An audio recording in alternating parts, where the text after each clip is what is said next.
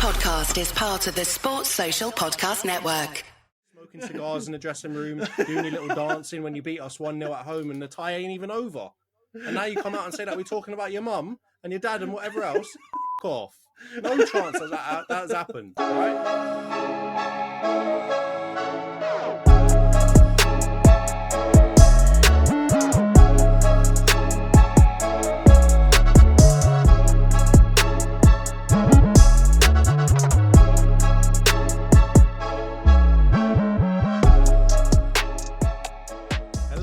Welcome back to the Social Media Derby. We're back for another episode, which is bound to be an absolute humdinger based off of the two results for Man United and for Arsenal over the last 7 days.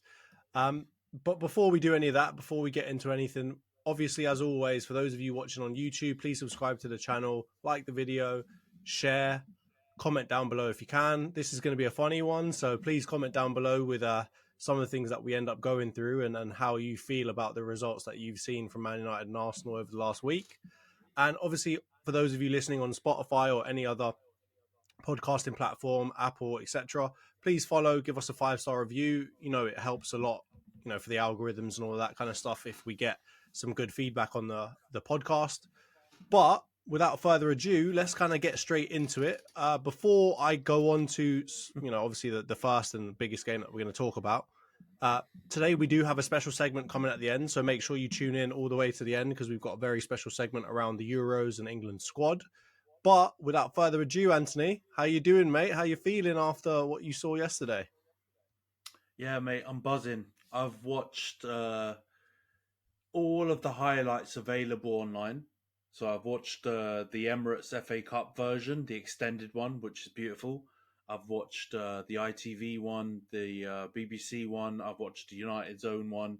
I've been just absolutely soaking it up. And yeah, you saw we were there watching the game live with a friend and family member of Georgia, obviously. And yeah, it was so beautiful. So beautiful. I think we were so down during the match, and for good reason, I think. But to win it in that way was absolutely it was perfect. It was a roller coaster of emotions. I will say that there were a lot of swear words said, both in a positive and negative manner, as we were watching that match. But obviously, for those of you that don't know, I don't know where you've been, maybe living under a rock. But obviously, Man United overcame quite a big challenge in Liverpool. At Old Trafford in the FA Cup quarterfinals. This now secures a spot for them to go to Wembley, where they'll be playing Coventry, which is a lucky draw, if you ask me. We'll get onto that in a little bit, but obviously ended up going to extra time. It was an unbelievable game to watch. You went down multiple times, got equalizers back in the last minutes of this, that, and the other, and then somehow just started playing quarterback-type football with Bruno sitting in the centre-back position, just spraying balls out to a range of different people that were basically just sat in Liverpool's box. Let's start. Let's start from the beginning, mate. Let's start from the beginning, right? McTominay scores first from a Garnacho rebound. How did you feel about that? How did you feel about the general game at that point? What did you think of the goal? You've obviously been outspoken about McTominay, but how were you feeling at that point about Man United in general and McTominay specifically? So I thought we were really good for the first 20 minutes or so. That wasn't even the first chance. I think Rashford had a shot on goal, which Kelleher saved before that. We were really sticking it on them, to be honest, and I thought it was really positive. So it's probably the best 20 minutes of the season so far. From obviously, you know, an opponent perspective, you're playing one of the three best teams in the country at the moment, going for the title and the quad or whatever they were waffling about. So it's against a high-level opposition. And then, yeah, I feel like that was... A lot of people have said it, and I agree. I feel like that ultimately is kind of the way that Ten Hag would want to play. That rings consistent with at least some of the characteristics Ten Hag's teams have showed in at Ajax in particular. So, yeah, it was really, really positive, and I kept saying it during the game and during that period in particular. I was like, we can't just score one. Once that goal went in, it was a bit of a scrappy goal in the end. I think the lead up play was really good. I don't know how Garnacho was completely free to just run off the back of a couple of defenders and get into that position to take the shot. But, Kelleher makes a decentish save. He kind of pushes it into the danger zone. So I guess from a Liverpool perspective, they were probably quite upset with maybe how he approached that shot.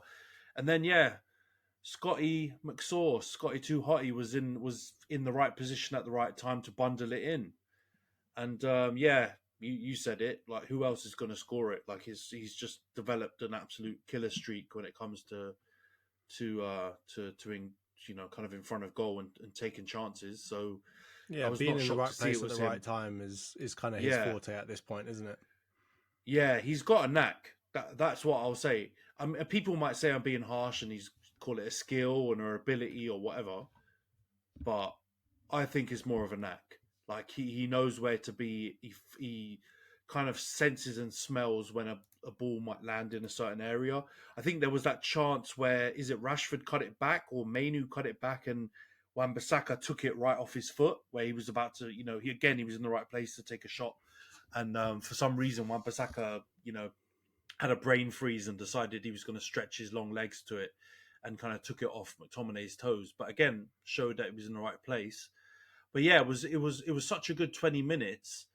We were saying it with Dennis, weren't we? Like, and he was saying it as well. Like, it gives you hope, but that we're not going to be able to sustain that for a long period of time. And it was highly unlikely, that gaps would start to open up. Liverpool also are a good team. They're going to start trying to influence the game and put their kind of stamp on it. And I think the middle or the latter 20 minutes of that half, not the last 5 minutes because we'll talk about that in a minute, but that kind of latter 20 minutes, it became slightly more even. I feel like Liverpool also started to then, get into our half, started to move the ball about, and it was a lot more back and forth basketball style without being super open. But like we were both kind of trading blows. Whereas I think the first 20 minutes we were pressing them, we were chasing them, we were giving them no time on the ball, and we really I wouldn't say we dominated that 20 minutes, but I feel like we really put them under a lot of pressure and created a lot of chances. And Liverpool didn't really see the ball in our half that much. But in the second 20 minutes, it definitely evened out and changed. They had almost no chances that first kind of 20-minute period. You were playing really in an open way and they weren't really able to deal with it. And, just the momentum of the game, you just kept getting the ball and you kept being able to get it into interesting positions and they really couldn't get it down and play at all. And then it was around maybe the 20, 25-minute mark where it started to maybe shift more in their favour. They started getting a couple of chances, put a couple wide and a couple over the bar. Weren't really clear cut, so I wouldn't say that they were dominating you. I think it was just a lot more even. Not really any great chances from either side, to be perfectly honest with you. It was really a more even kind of 20 minutes, right up until probably about the 40-minute mark is when it started to open up a little bit more. It looked like you guys, I don't know why, but it looked like you guys were getting a little bit leggy, which is weird to see in the 40th minute of the match. But you started getting a little bit leggy. Some spaces started to open up. People maybe weren't communicating well with each other. And then, you start seeing a lot more opportunities and spaces in the pitch. And I think Liverpool obviously took advantage of that. And McAllister getting obviously a great goal in the 44th minute. I'm not going to say a great goal, actually. I should take that back. That wasn't a great goal at all. You really just kind of gave it to them. I think, Jarell Quansah just kind of just dances around a couple of players who basically don't even acknowledge that he's there.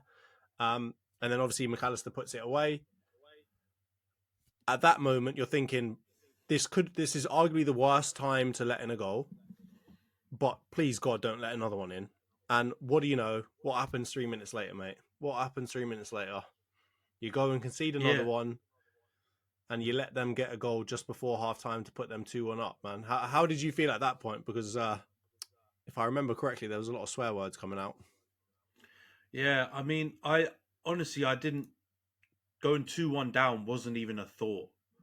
Like, I was so pissed off about the equaliser and how we went about conceding that goal that my head was gone already, and I was just like desperate for half time to be able to just hopefully try and buck the trend because it was definitely coming. I wouldn't say the goal was coming, but I would say the tide was turning for sure. I don't think they had loads of like really big chances. I think Onana made a couple of like fairly straightforward saves. And then that McAllister goal, I feel like he takes it quite well. Obviously gets a deflection to go in, and then I feel like Onana should be doing much better on his near post anyway. Regardless of the deflection, I feel like he should be able to get a bigger, stronger left hand onto it to push it around the post. But the problem really starts when Kwanzaa's like just drifting past Bruno and then Rashford in particular. And I've seen this so many times with Rashford. I think Ross Barkley did it in that Luton game, which sticks out to me really obviously, where he like kind of runs around him and Rashford kind of just lets him past, doesn't even make a challenge, almost like he's on a yellow card, and if he does one more tackle, he's going to get a second yellow or get sent off. Like that's kind of how his body language looks when he gets run past like that. And Kwanzaa did the same thing. And then I also have to give some criticism to Varane. I don't think he was good in this game. And I think he should definitely be closing down McAllister a hell of a lot quicker than he does.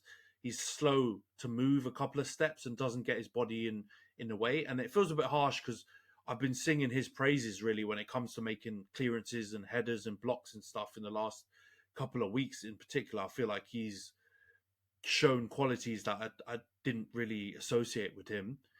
But in this game, he was poor, and that was the first poor moment he had where he should really be quicker to close him down. He doesn't. McAllister takes the pot shot from just inside the box. And like I said, I think he takes a deflection off... who is it? Took a deflection. May have been Mainu in the end who got... Who gets a leg on it, but he's not really, he just can't be blamed for that. And then, like I said, Onana should definitely save it. And the second goal, it's just what Roy Keane moans about on in the punditry box, which is totally fair. Like, you don't have to pass out of the back every single time, especially when you can feel the tide is turning. The opposition's just scored. They're a high-pressing team, high-energy team. Just get to half-time. Clear the ball up. Don't around with the ball in front of your goal. So, obviously, you can blame the whole back line, everyone who's involved in trying to pass out from the back. Even though I actually think Wan-Bissaka does all right when he pigeons himself into the corner, into the corner flag, but then somehow manages to get out. And then I think it's who is it? Is it Garnacho or is it Mainu drifts out? One of them drifts out and then tries to play the ball back inside, and then they lose it. No, it's Bruno, isn't it? It's Bruno who comes out, gets the ball. He falls over and claims for a foul. Yeah, never a foul in a million years. Gomez barely touches him. And then, instead of getting up and trying to get the ball back, even though I've got to be honest, Bruno's not winning that ball back either way. It moves so quickly once he's kind of robbed. And then there's a couple of phases, though, because I feel like it's crossed in. I think it's Varane heads the ball out off the cross. It bounces back to Diaz. Diaz shifts it into Noodles, and then Darwin takes a shot, which Onana really should be parrying to safety or catching. I don't think he hits it strong enough to even kind of take the approach he does. But for some reason, Onana goes with a big hand on it and knocks it straight to Salah, who somehow shanks it with his right foot, and it goes in off the post, which was one of the most like unaesthetically pleasing goals to ever see in your life, even though it's against us. Regardless, if we scored that goal, I'd be thinking, my God, like that doesn't look like Salah knows how to swing his right foot at it. It's definitely like a golf swing with his poor foot. You can tell that he doesn't know how to use his right foot whatsoever. But he manages to get it in, and we're 2-1 down. Absolutely shocking.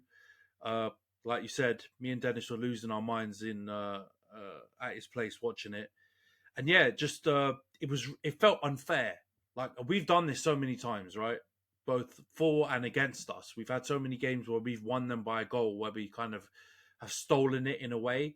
And we've also had games where we played really well and somehow managed to lose games from winning position, where, it feels really unfair. And to be honest, despite, the second 20 minutes not going as well as the first 20 in that first half, we definitely didn't deserve to go in losing. Maybe drawing at worst, but definitely not losing. So, I think the hope was sapping out of us already at half-time. And I don't think the second half really went any better until the last 10, 15 minutes. We got away with a lot of 2 against 5s and 4-against-1s and all kinds of like really dodgy counterattacks that we were facing. And You it obviously didn't made really some get any better. substitutions as well. So, I mean, at the 70th-ish minute, you brought on Antony for Højlund and Harry Maguire for Wan-Bissaka. I mean, we've discussed this before. Like, I mean, it probably looks a little bit better with Antony getting the equaliser, but what were you thinking at that point in terms of like Ten Hag's game management and his just general way of making substitutions? Well, I said it. Me and Dennis had different points of view in it. Like, I was saying this season, Ten Hag's not really done it with his in-game management. A lot of the substitutions he's made, they haven't banged the same way they did last season. In a lot of games last season, if he got his game plan wrong, whether it was in the first half, halftime, early second half, late second half, whenever he made changes, I would say at least 8 out of 10 times they were actually having a positive effect on the game, either winning it or clawing a draw or, having a positive impact on the game. But this season it hasn't worked that way.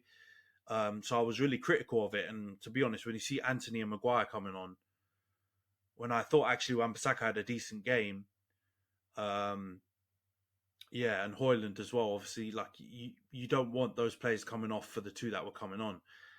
But Dennis was making a good point. Like, we didn't have a great amount of strength on the bench. Obviously, injuries have affected that. But yeah, it wasn't looking good, man. It wasn't looking good at all when those two guys came on. Although Antony did have a pretty positive effect straight away. Like, he was getting on the ball. He was trying to offer something different to the players that were already on the pitch. But I don't think it was until the final roll of the dice where he brought on Ahmad. And he brought on who else was Christian Eriksen Eriksen for Mainu, yeah. It wasn't until those like all four subs came on at that point that he really went full gung ho. And I mean, he brought on Diallo for Varane, for God's sake. So yeah, exactly. I mean we were joking about you had it, right? Like a couple of defenders on the pitch at that point. Yeah, we were joking about it. We literally had Maguire, Antony playing left back, and then Lindelof basically playing auxiliary right back. And Dallo for like that. Oh no, it was Dallo. Lindelof must have come off by that. Lindelof ended up coming off for Mason Mount in extra time. But yeah, I think you ended up switching to kind of like a back three of Dallo, Maguire, and Lindelof. And everybody else was just bombing forward, and you didn't really have a sitting midfielder as much anymore. Yeah, no, it was like a 3-6-1 or like essentially a 3-2-4-1 or whatever. Like, we basically went super gung ho, and we were basically bypassing the midfield completely and just going straight from defense to attack. And you know what, man, that Antony goal was like, I watched it back obviously with all those highlight rewatches, and I saw it again because it was a bit of a blur at the time. Like, you just like we didn't really believe it went in, right? And we didn't really pay much attention because it didn't look like we were going to break through. Like, it looked like it was going to fizzle out and end 2-1. But yeah, Garnacho gets a ball, kind of like has a little bit of a ricochet, and then it bounces to Antony. He doesn't actually take a great first touch, and he goes away from goal onto his, like, I made fun of Salah's goal with his right foot. Antony's right foot's even worse, and but somehow he swings it round and he bangs it in the bottom corner. And I don't really think Kelleher had too much of a chance because it went through a couple of bodies, and I think it was in the side netting, but it wasn't like perfect side netting. So I guess maybe an Alisson could have saved it, but he was unsighted and it goes in. And yeah, I actually think the game changed massively on that point, because I think Liverpool hit the post with a Harvey Elliott shank straight after, so there was obviously a bit of nerves, but to be honest, we started to play again a bit after that moment. Like, even though they went back ahead in the first half of extra time through that Elliott goal, which we can talk about in a minute, I still feel like we started to play better in the extra time. And I listened to some other content creators talk about the game, and they made some really good points and touches on what you said. So first 20 minutes, we actually had a lot of energy, which is why we could we could press and we were playing well, but we kind of sapped energy and started to look leggy for the rest of that half, and then the second half completely, and then by the extra time period, it was kind of an equalizer because Liverpool really started to look a little bit slower and the ball was a bit looser with And they them, made so they started to lose made a energy. lot of bad changes. Well, not bad changes, but a lot of changes that didn't make them very much better, right? They obviously brought on Gakpo, who was almost useless. Connor Bradley looked Completely pretty good, terrible. but I mean, like, you know, they weren't great changes, and I think it kind of that equalized it as well. On top of the fact that you had a lot of the momentum after that Antony goal, right? So you definitely started to dominate a lot more in that extra time. And I mean, to be honest with you, the goal that they scored, the Elliott goal that put them ahead in extra time, was not out of the blue, but it definitely wasn't what I was expecting to happen. It was almost inevitable just because you're Man United, but it wasn't. I didn't feel like they really fully deserved it by that point. You know what I mean? No, they like I think it. I guess whenever teams get into extra time, right? And we talked about it with the game we'll touch on with you guys in the Champions League a bit later. When a match goes into extra time, we're so resigned to it normally being like a really boring half an hour where people just cancel each other out and then you just drift into penalties, that you're always a bit. I'm always, anyway, I don't know about you, Jots, but I'm always shocked when a goal goes in extra time. Like I was shocked in the Carabao Cup final when Van Dijk scored that last minute goal. I was certain that was going to go to penalties because both teams looked knackered, and they were playing a bit cautiously. And with this one, I was shocked to see, a goal come. But like you said, in a way, I was also not shocked because if it's going to be against anyone, it will probably be against us, and it will probably be that kind of goal where, to be honest, it's criminal that we let Bradley out from the touchline where he's got about 3 men on him, shimmies past a couple players, lays it off to Elliott on the edge of the box, and he just takes a pot shot. And I don't care. I'm not in this. I know. I used to be a goalie when I was younger. I'm not in the goalkeepers union about giving goalies excuses. Onana should save that. I don't care if there's a deflection. He can pretty much see it the whole way, and it's not in the corner of the goal. It's pretty much in the center of the goal. He should, and it's not going like blistering speed. Obviously, Elliott hits it quite hard, but it's not like a rocket. He should save that. Like, all right, maybe it's too much to expect him to save and claim it. Maybe he has to like push it out or something, or maybe it still goes in the danger zone. But you would expect a goalie of the caliber top 6 level goalie. I'm not even saying like world class Alisson, but I'm saying a top 6 goalie should be able to save that. And I would argue that Alisson's definitely saving that. I would argue Vicario might be saving that. Probably would save it. But I would probably say a goalie like Edison and maybe a goalie like Raya. I'd say Ramsdale would probably save that, but a goalie like Edison, Martinez a goalie is like saving Raya, that as well, by the way. Martinez is saving that. Yeah, true. Yeah, but a goalie like Edison, a goalie like Raya, and a goalie like Onana, who are primarily like play with their feet goalies, they have those kind of shots that just go through them a bit like they're a hologram. We've talked about it on this pod before, and I was so honestly, you were there. I was off. The first thing I said was Onana should save that. I don't care if it's a deflection; he should save that. And even though I can't criticize his performance because I don't think it was a howler, right? But it's kind of like that goal against Porto that you suffered, the Galano one, where you're like, it's not a howler, but you're kind of looking at the goalie like, I feel like you could do better. It's not like a stinker, made it look harder than it actually was. Yeah. They make it look a lot harder than it should have been, really. Yeah, you're making the goal look like a worldie, and it's not. Or you're making the deflection look so wild that you can't save it, and it's not. So you should save that. And to be honest, we were bricking it when we were watching, weren't we? Like we were like, man, that's it. We've done it. We should have just lost that 2-1 in normal time, was what we were saying. And the hope is given to us and snatched away again with that Elliott goal. And you saw his stupid super noodles head like going and like giving it, the big one to Klopp and doing his fist bumps and all that stuff, and trying to give us stick. So yeah, it just felt sinking feeling, man. I've got to ask a question on that. Is like, there's a couple goals in that game where you're not closing anyone down. No, that's again. You're letting them it's get space half-hearted. and letting them get they're getting space and getting shots, and I've got to ask, like, why is that happening? Is it because they're leggy, or is it a style thing? Like, why is that happening that you continuously let people get shots away? And I'm not blaming that as being the reason why you let in the goal, but why even put Onana into the position where he's got to deal with long shots coming through bodies that might get deflected off of this person or that person? Like, what is it about your team or your style or your setup that keeps allowing that to happen? So I've watched some analysis on this. You obviously have the Jamie Carragher one on Monday Night Football, right? When he was talking about the contradiction between the styles, because it looks like we're trying to press with our attacking block, with our final block, and then there's a huge gaping goal in a gap in midfield, and then you've got the deep line midfielder, whether it's Casemiro or Mainu, whoever plays in that role, sitting in front of the defense, and the defense doesn't push up to the halfway line like you see most high pressing teams. The whole team pushes up, right, as one total block, whereas we have the attacking final block presses high up, big gap, and then our defense sits deep.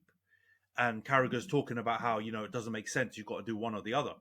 But I've also listened to other analysis talking about, and this is where the data monkeys come out and start crunching the numbers and saying, well, what they're clearly trying to do is their attacking players, or the attacking and more the attacking block plus the midfield attacking block, the 2-8s, are good at the high intensity pressing, right? Or they have the right metrics and data points show that they're effective at doing that. And I actually think that part of the game plan actually works fairly decently most of the time, but it's not foolproof. So once you get beaten, there's that huge gap, whether it's balls over the top or players who are good at keeping the ball and progressing. Once they beat that block, you've got our defense. And the reason why the defense doesn't push up is because if you look at apparently Varane, Maguire, Evans, Lindelof, Martinez is the only outlier. If you look at those four, all of their data points and metrics prove that they are good playing deep. They're much better playing deep, and they don't have the attributes to be able to push up to the halfway line and play one-on-one defending. And I would agree with that. Maybe Varane's the only one I'm a bit shocked to find out is in that group, right? Because you'd think he's got the legs to recover, but I guess maybe age has played a part in that. But the others, I'm not shocked. I don't want to see Harry Maguire running back to goal, chasing Salah. That's not going to end well, right? Or even Evans, who we've been praising. Definitely not Lindelof. So the whole point is, but they're very good at clearing the ball from crosses, headers, defending their box, and blocking shots. So I think that's the whole reason why. Like he's kind of just trying to play to both groups' best attributes.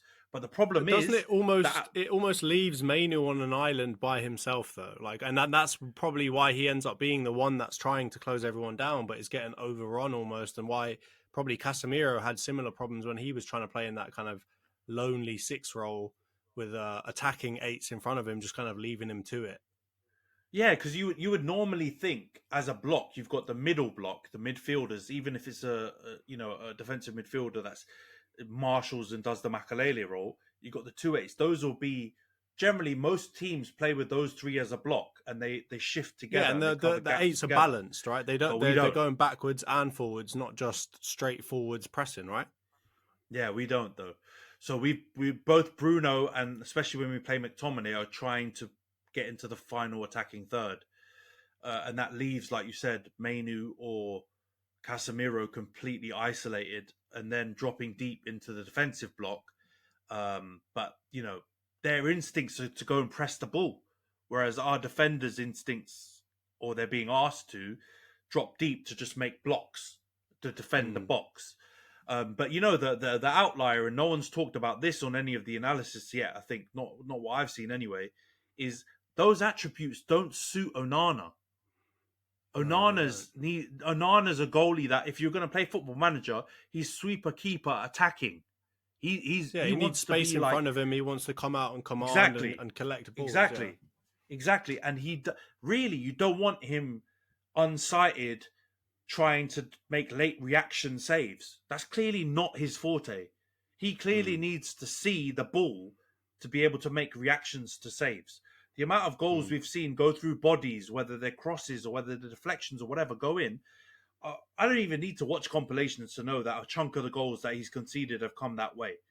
So those might work for it. And no, I'm wrong. It doesn't work, right? Because we're in sixth and we're having these 4-3 games all the time. But it might be playing to our attacking blocks best attributes. It might be playing to our defensive blocks best attributes, but it's definitely not playing to our goalies best attributes. It's not, because the amount of deflected goals that he's having to face, shots, sorry, that he's having to face that end up being goals, it's clearly not something that he's good at. It's not a strong suit. The slightest deflection, and it almost forces him back onto his line, right? Yeah, which you guys have complained about before, is that he's almost static, is sat on his line the whole time, doesn't close down angles, and as a result, things that aren't in the corner of the goal end up flying past him, and it's almost like he's being forced back onto his line because of such a deep lying four, essentially, right? Of your back four. So he almost doesn't know what to do with that, right? He's not that type of goalie. If you have De Gea, who's a goalie who sticks on his line, then fair enough. Who's all about reaction saves on his line, fair dues. He was very good at that for a long time. If you're talking Emi Martinez, again, similar, right? He can do a bit of the other stuff, but he's still primarily that kind of goal line goalie who makes big saves off his goal line and not necessarily coming running out and doing sweeper keeper stuff. And I saw Petr Cech. He was on Monday Night Football.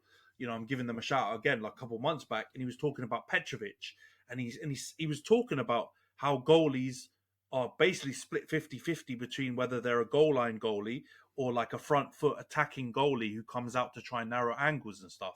And Alisson is the latter.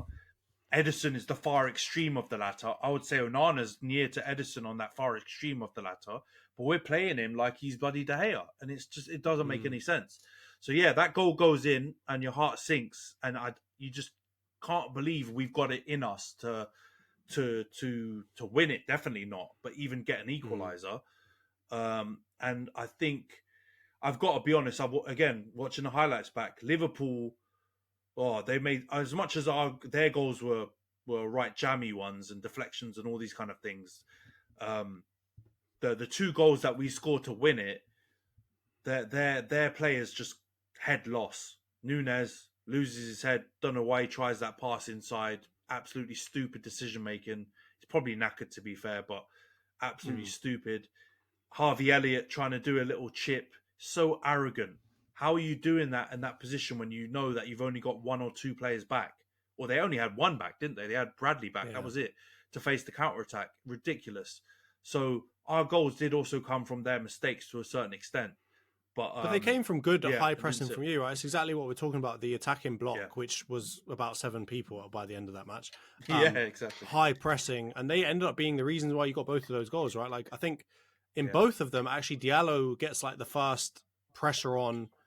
He's the one who wins the ball. Gets the ball into McTominay. McTominay ends up like pulling I don't know what he pulled a hamstring or whatever, because you could see the glint in his eye. He wanted to try and smash the top corner, but he pulls up and ends up just passing it to Rashford, who obviously puts it away really nicely. Not really all that much that Kelleher could do about that. But the winner in the end as well, same kind of thing, right? Ahmad is the one that wins it. Leaves one person on their own with Garnacho bombing forward. Not a very good pass, I will say. A bit of a hospital pass to Ahmad, who I think in his interview says that he was looking to try and pass it back. But by that point, I think the defender had kind of dummied and shifted away and put him off it. He ends up taking a touch a little bit out wide. At that point, I'm thinking he's messed this one up, because there's, from that angle, I don't know, even on your stronger foot, I'm not sure how you're getting that past the goalkeeper. Obviously, Bradley does a pretty good job of forcing him out wide as well.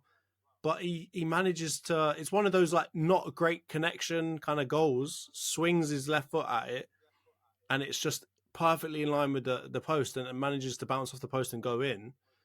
But I mean, you've got to say Ahmad absolutely put, United on his back in that moment. All of that pressing, all of that, you know what I mean, right? Like he was probably one of the fresher players on the pitch, having come on the 85th minute. He's a player that needs to prove himself somewhat, right? There's been some rumours of him leaving and some stuff about him taking Man United out of his bio and then deactivating socials and so on. He had obviously a great season last season in the Championship, did a really good job. You're thinking, oh, he's going to get a chance here at United, gets no chance. So he's obviously got something to prove. And you've got to say, like, surely that is the best thing he could have done to try and get himself a spot in that team in the future, right? And to try and be someone that's coming off the bench at least fast instead of just sitting on it and waiting the whole time, right? Surely. Yeah, I understand what you're saying. Putting us on his back. I understand what you mean, but it kind of was in that moment though, where those two actions changed the whole game, and we went from losing it to winning it in the space of 5 minutes, right? But it's inevitable. You need to give these players games. How do we understand that Mainu's a generational player potentially, or at least going to be, a member of our first team, hopefully for the next 5-10 years? You don't know if you don't play him. Same thing happened with Garnacho. Garnacho's out there sprinting until the 120th minute, scoring overhead kicks. And, we're both saying that he could be the young player of the season. All right, he hasn't probably reached that level of the league yet, but he's had a huge impact on our season. How do you know if you don't play these players? And Ahmad, we bought for 30 million. There was chatter, and Fabrizio was saying, here we go. And now about, how he's, the Ivorian Messi in training, and all these dons at Atalanta are saying he's sensational and all this stuff. And he's had glimpses, like you said, really good season at Sunderland, which is not really easy for, a lot of foreign young players when they go on loan to the Championship struggle a bit. My man lit it up absolutely and got Sunderland into the playoffs and all that kind of, or I think they were on the edges of the playoffs. Yeah. And he hasn't really sniffed it. I know he's had a couple of injuries and he's been quite unlucky. But Ten Hag seems to be the type of manager that you'll get some opportunities, but you almost basically have to make an impact like that immediately to earn his trust. And I hope he has, because like you said, I maybe wouldn't say put us on his back, but he had such a huge impact on that game. And I can understand why you'd say that, because he flipped it on its head. And he didn't do it by himself, but he had a huge, huge impact. He got the man of the match award, and he got put on the 85th minute. He played literally for 35 minutes and got man of the match, and got sent off in the process of all of that, which is another point we'll get onto. When you finish your point, we need to get onto this whole taking your shirt off and getting sent off for it. But like, surely Diallo's got to have maybe not a place in your starting team, obviously. Right, Højlund's still I'd give him a good. go, mate. I think Garnacho, Rashford, they're still good players, but I mean, surely he's got to be getting close to that with that performance, right? Yeah, I'd give him a go, man. I'm not.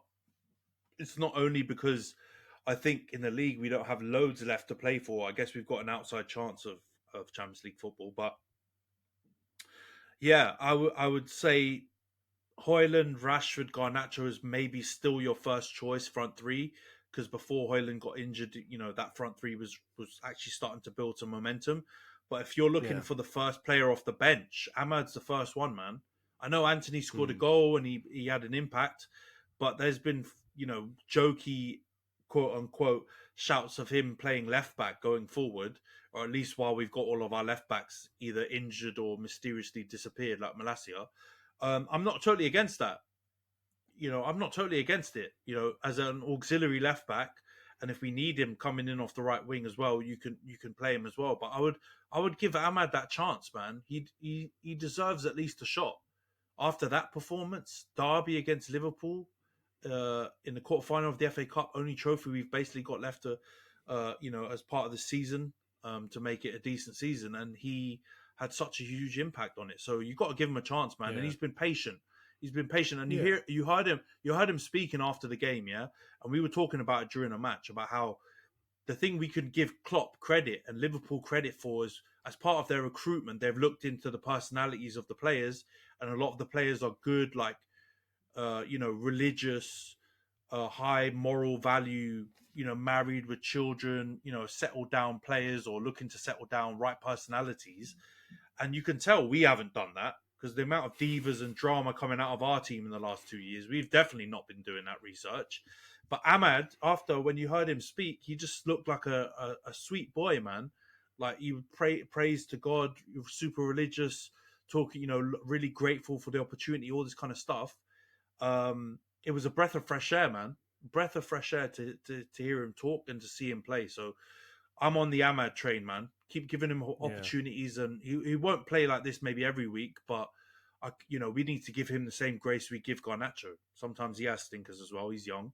Mainu's had the ball roll under his foot and we lose to West Ham. It happens. But I believe that he's, at this point, at least good enough for the squad. Give him a shot. And who knows, he might have enough talent to get into that conversation with the Garnachos and the Mainus. Yeah. But why not? I think it's a great point around the personality, right? You've got to get your scouts out of nightclubs and into, maybe religious churches and mosques. Into the churches and mosques and stuff, yeah. The nightclub scouting is not doing so well for you at the moment. But let's get on to the fact that he got sent off, right? I'm going to get straight into this.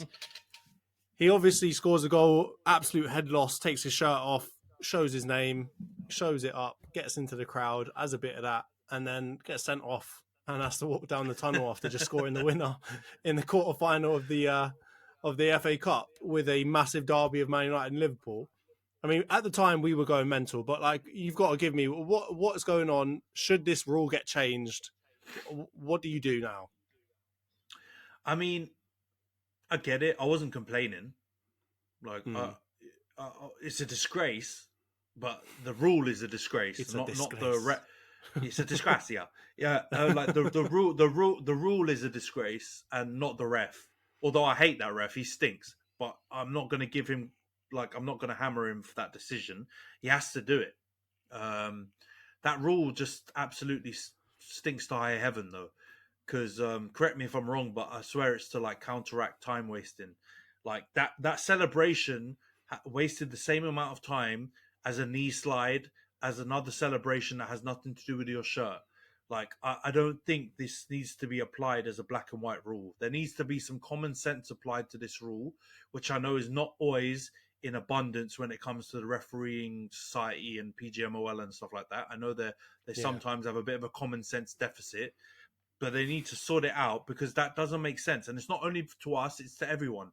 I'm just grateful that this is not like a semi-final, or the last game of the Premier League, so he misses, the FA Cup final or something like that, because that would be a disgracia, right? I'd be doing getting my Lego head impressions out and properly going for it if that happened.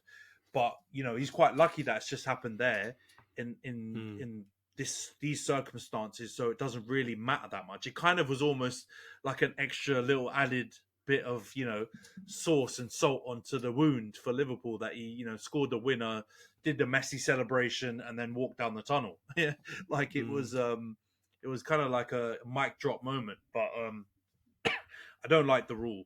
That rule needs to get out of here, I think. What do you think, bro?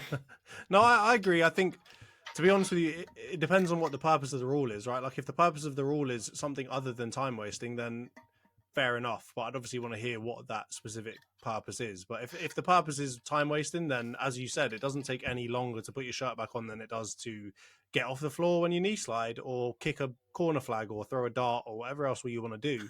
It's about the same amount of time, right? So from that point of view, it doesn't really make any sense to me, particularly when, context is everything here, right? And context is everything in the cases of most things. To score a goal and then to get booked for something you did in the process of celebrating that goal is a bit nuts, right? And I think, if it is the time wasting thing, how many instances have we actually seen of that where somebody scores a goal and then immediately starts time wasting by taking their shirt off and taking their shorts off and taking everything else off? I don't remember that happening, in the last decade plus. So it's really about the context. And I think from that point of view, it just doesn't really make any sense. So stupid rule, PGMOL, put it on your very long list of things that you need to change because obviously you lot stink. But yeah, put this one up there, somewhere up there, please, because it's happened a couple of times now and it absolutely stinks. All right. But let's get on to the next part. And I'm not going to get into the commentary and the draw yet. Let's get on to some clock tears, my friend. We watched the interview that he did just with I think the Sky team right at the time. He didn't sound all that salty. He did obviously try to belittle your performance and say it was a lot of risk taking that we didn't take advantage of, etc., etc. But it wasn't the saltiest thing we've ever seen from him. Obviously, he's got pretty high up on the salt meter, let's call it, in the past. MSG levels. But, exactly, MSG levels should be banned. But obviously, it comes out after the game that he said that someone was unfit, right? And it's being taken and construed to say that he called a geezer fat because he didn't like his question. What do you think of that? Do you think if Ten Hag said that, or if Arteta said that, or if anybody else said that, for instance, that you'd have the same more or less outrage that you have than you have currently? What are you thinking, mate? Now, there's levels to this, so I'm going to be very fair about this. Well, maybe not to the Scousers, right? They'll probably be upset, but there are different reactions based on who the managers are and based on who the teams that they manage. So I'll give you a great example, and this is not backing them completely, but I'll give you a great example. Ten Hag, for some reason, mentioned the Arsenal game that we lost in his press conference. I don't know why he was trying to mention it, right? Like it definitely does seem like he's holding on to that. Like that result really killed him. I kind of understand it because meter. It was high up on yeah, the yeah. salt meter as well. Yeah. No, but wait for it. Let me land, right? Lippy style. Let me land. So I understand why he mentioned it to a certain extent because I think the Sancho thing popped off after that game too, right? So I think there's more around that game than just like it's Arsenal, we hate Arsenal, and that's the reason why he's being salty.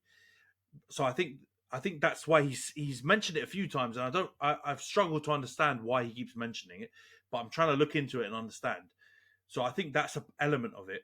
But the other thing is his delivery. I don't know if you've seen it, Johns, right? So I think the words that he's saying, I understand why an Arsenal fan base would go, why is he mentioning us? Get your name out of our mouth, Will Smith style, right? But in terms of the actual salt, I don't think Ten Hag looked salty when he said that. He kind of just said it in a normal robotic Ten Hag way that he says everything most of the time, right? But he will get hammered for that. And I think I understand it to a certain extent. But he'll probably get overly hammered, right, in the Arsenal fan base. Not necessarily you, but a lot of people will go big on it and act like it's a big "we hate Arsenal" thing from Ten Hag. Whereas you take Klopp, for example, I don't actually think he was fat shaming that geezer, by the way, right? Like, I think he was maybe questioning his credentials, his credibility, and going for something which I think is actually possibly even worse, right, for a person's job. But the level of salt, like he was literally, you could just wipe his skin, his face, and you'd have enough salt for a 7-course meal. The level of salty he was for that interview. And we've seen it, right? He's got so much previous. And I understand a lot of people say, you've got to try and be understanding. A lot of people don't like to lose, especially winners. They're sore losers. I don't give a shit. Like, there are sore losers who don't like losing and have the smelliest face on them for the whole period after they've lost the game. But there are people that are not like petulant little babies, right? There's levels to that as well, and no one really goes out there and hammers Klopp afterwards. Like they kind of just go, "Oh, it's Klopp. He's a bit of a salty little." And it's little Norbert, don't worry, he's just upset because they lost the game and they don't ever lose a game. But there's nigh on anything. I think he could just get away with saying anything. Remember that time he had a go at Des, the TNT Sports journalist guy, when he was asking him questions. He had a go at the other guy about the midday kickoffs joke that he made on Amazon. He's bitten numerous people's heads off in press conferences and been salty about all kinds of different stuff, and he'll get away with it. And to a certain level, to a certain extent, I don't think it's just Klopp. Like Pep can say wild stuff too. He's said lots of wild, weird things as well, and he kind of gets away with it. And then you've got people like the Ten Hags, like the Artetas as well. Artetas gets hammered for everything, who literally need to watch every single word they say, even if they say it in like a neutral, bland way. They can't say anything, right? Like, let alone be Arteta when they've been screwed at Newcastle, and he says it's a disgrace, and he's getting fined left, right, and centre, and sent to hearings about all this stuff, and having to get the best Spanish lawyers to say the whole Disgracia thing. Like it's just at some point, you guys maybe are not gonna feel this way because you didn't have it with Wenger, but the amount of time, and I agree that to a certain extent it was true. Fergie had the sway on the referees, and there was all the Fergie squeezing them and all this kind of stuff, was a thing that apparently everyone agrees was real, but Man U fans don't believe. I believe it to a certain extent. We have to acknowledge that for Klopp and for Guardiola right now.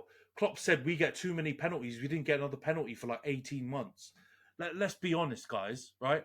There is a certain level of media loving, and you're seeing it a bit with Ange, not to the same level yet because he hasn't won anything, but there are certain people that our media and our federation and our people that are involved in the game cling to because they love them.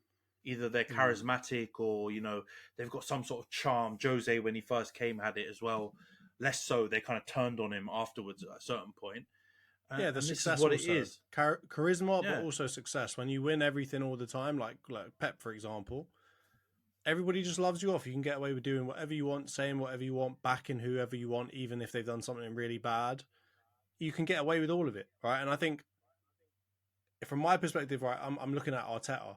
Arteta has been very disparaging about referees, I will agree, right? And he is animated on the side of the pitch, and he does deserve a lot of the yellow cards he gets, right? But he's very rarely salty to the other manager or to the other team, right? He doesn't typically talk too much about what they've done.